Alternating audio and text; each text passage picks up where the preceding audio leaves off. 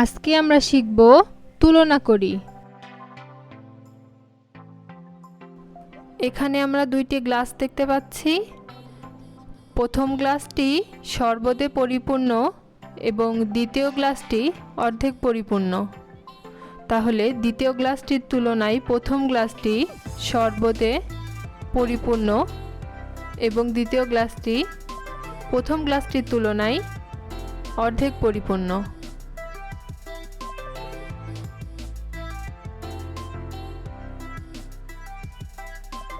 এখানে আমরা দেখতে পাচ্ছি একটি মেয়ের হাতে অনেকগুলো বেলুন এবং একটি ছেলের হাতে একটি মিষ্টি কুমড়া।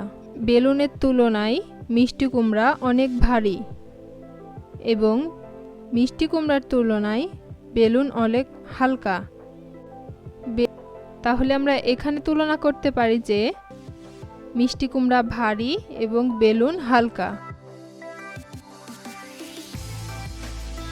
এখানে আমরা দেখতে পাচ্ছি দুটি পতাকা, একটি আমাদের বাংলাদেশের জাতীয় পতাকা এবং অন্যটি একটি হলুদ পতাকা।